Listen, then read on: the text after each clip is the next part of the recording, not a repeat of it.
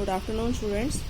आज हम एक जो नया टॉपिक स्टार्ट करने वाले हैं वो है वेंचर कैपिटल वैल्यूएशन मेथड। अभी हमने जो वेंचर कैपिटल के बारे में पढ़ा था कि जब किसी इंडस्ट्रियलिस्ट को या किसी पर्सन को अपने आइडिया को एक्चुअली फॉर्म देने के लिए मनी की ज़रूरत होती है तो ये वेंचर कैपिटलिस्ट आगे जाते हैं, लेकिन ये बिना सोचे समझे अपनी मनी नहीं लगाते, है ना। ये कुछ वैल्यूएशन करते हैं कि इतना पैसा ये लगा रहे हैं तो इनको बिज़नेस कितना दे पाएगा। तो वैल्यूएशन करने के डिफरेंट मेथड्स हैं जो कि बताते हैं कि ये जो बिज़नेस है वो उनको कितने रिटर्न्स दे पाएगा। उसमें देखो 3 मेथड है: conventional venture capitalist valuation method, first Chicago method and revenue multiplier method. अब देखिए वन बाय वन। सबसे पहले हमारा आता है first conventional venture capitalist valuation method. इस मेथड में क्या है कि सबसे पहले जो ये मेथड है कन्वेंशनल मेथड, ट्रेडिशनल मेथड, वो वैल्यूएशन के लिए बिजनेस को 2 पार्ट्स में डिवाइड करता है, ओनली 2 पॉइंट्स ऑफ टाइम में।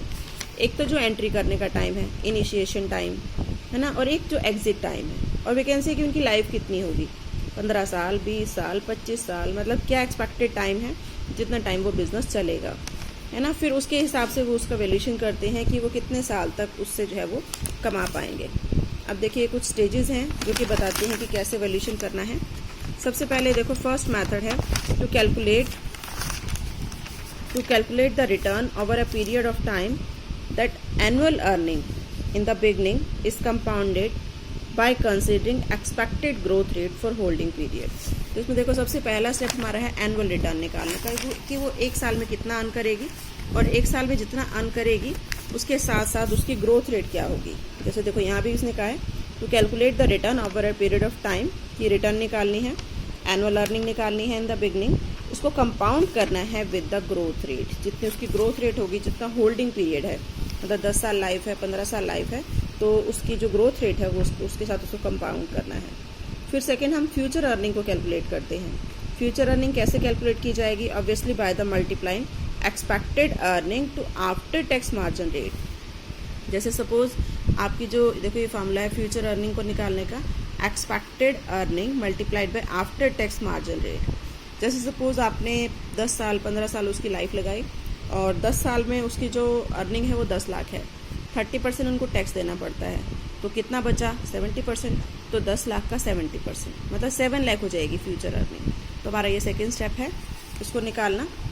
उसके बाद देखिए थर्ड स्टेप में क्या किया जाता है, फ्यूचर मार्केट वैल्यूएशन। कि मार्केट में जैसे उनके पास शेयर्स हैं उसकी वैल्यू क्या होगी उन शेयर्स की, है ना। तो मार्केट वैल्यूएशन निकालते हैं और उसके लिए हम क्या करते हैं, फ्यूचर अर्निंग को expected price earning ratio PE ratio से मल्टीप्लाई करते हैं।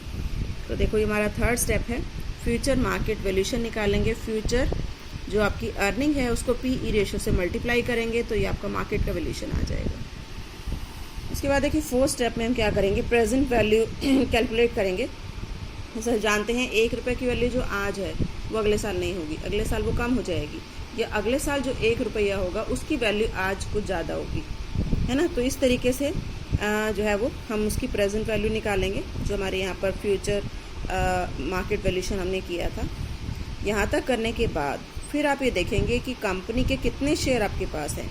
Now the ownership percentage share of venture capitalist, की जरूरत थोड़ी ना कि 100% शेयर आपके पास हो, 40% हो सकते हैं, 30% हो सकते हैं, 50% हो सकते हैं। तो will be the proportion of entrepreneurs demand from the venture capitalist out of total present value of the venture capital unit. कि उनकी जो यूनिट की वैल्यू है, एक यूनिट की जितनी वैल्यू है और कितनी यूनिट्स आपके पास हैं उससे आप मल्टीप्लाई करेंगे तो आपके जो वेंचर कैपिटल है उसकी वैल्यू आ जाएगी। तो ये हमारा फर्स्ट मेथड है conventional venture capitalist valuation method. उसके बाद देखो इसके अंदर कुछ कमियां थी जिसकी वजह से ये जो सेकेंड मेथड आया फर्स्ट शिकागो मेथड। अब ये क्या बताता है कि ये इसकी जो पूरी लाइफ टाइम है, ड्यूरिंग इट्स लाइफ टाइम ये स्ट्रीम को इग्नोर करता है। मतलब स्टेजेस आती हैं, जैसे हमने मार्केटिंग में पढ़ा ना कि हर प्रोडक्ट की कुछ लाइफ साइकिल होती है ना, कि इंट्रोडक्शन स्टेज आती है, ग्रोथ स्टेज आती है, मैच्योरिटी स्टेज आती है। तो उन स्टेजेस को इसने इग्नोर करा। तो ये सिंपल ही मानता है कि एनुअल रिटर्न पहले साल इतनी होगी, इतनी ग्रोथ होगी, इतनी ग्रोथ होगी, बट उसकी जो लाइफ स्पैन है उसको इग्नोर करता है। अब देखो इस मेथड ने ये 3 स्टेजेस बताए हैं। सबसे पहला ये कहता है कि ये जो मेथड है वो सेंसिटिविटी एनालिसिस करता है, मतलब जो बिज़नेस की लाइफ है उसको ये 3 पार्ट में डिवाइड करता है। एक तो first one is success, second one is sideway survival और थर्ड वन इज फेलियर। मतलब जो उसका लाइफ स्पैन है उसको ये 3 पार्ट में डिवाइड कर रहा है। इसको कहते हैं सिनेरियो। ये सिनेरियो हैं, ये इसने किया सेंसिटिविटी एनालिसिस। उसके बाद जितने भी सिनेरियो हैं, सक्सेस, साइडवे सर्वाइवल या फेलियर, इट्स नॉट नेसेसरी कि सक्सेस पहले आएगी, साइडवे सर्वाइवल बाद में आएगा या फेलियर उसके बाद में आएगा। कुछ भी पहले आ सकता है और कुछ भी बाद आ सकता है।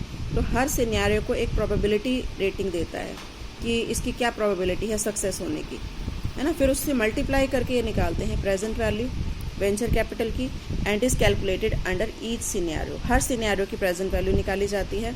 और लास्ट स्टेप वही है कि जो वेंचर कैपिटलिस्ट हैं उसके पास टोटल जो कंपनी का शेयर है उसका कितने % शेयर इनके पास है। जो प्रेजेंट वैल्यू आई, जितना शेयर इनके पास है प्रोपोर्शनेटली उसकी वैल्यू निकाल ली जाती है। तो ये हमारा सेकेंड मेथड है। फर्स्ट शिकागो मेथड, जो कि उनकी लाइफ स्पैन के अकॉर्डिंग वैल्यू निकालता है। इसके बाद देखिए थर्ड बहुत सिंपल सा मेथड है, रिवेन्यू मल्टीप्लायर मेथड। अब देखिए इस मेथड में क्या है कि मल्टीप्लायर निकाले जाते हैं, है ना। मल्टीप्लायर कैसे निकालते हैं, जो present value of the unit, जो भी यूनिट है उसकी प्रेजेंट वैल्यू कितनी है divided by annual revenue level. मतलब आपकी जो प्रेजेंट वैल्यू है वो एनुअल रिवेन्यू से कितनी ज़्यादा है ना, वो आपका क्या आ जाता है मल्टीप्लायर। तो ये जो मल्टीप्लायर के बेस पर वेंचर की जो वेंचर कैपिटल की जो वैल्यू है वो निकाली जाती है। तो देखिए revenue multiplier factor is calculated under this method to estimate the value of the venture capitalist, है ना। कैपिटल यूनिट की इस तरह से वैल्यू निकाली जाती है और फैक्टर को हम मल्टीप्लाई करते हैं किसके साथ, जो एनुअल रिवेन्यू है। जो मल्टीप्लायर आपका आएगा उसको उसके साथ मल्टीप्लाई करेंगे तो आपकी जो है वो वेंचर कैपिटल की वैल्यू आ जाएगी। ये थे कुछ मेथड्स।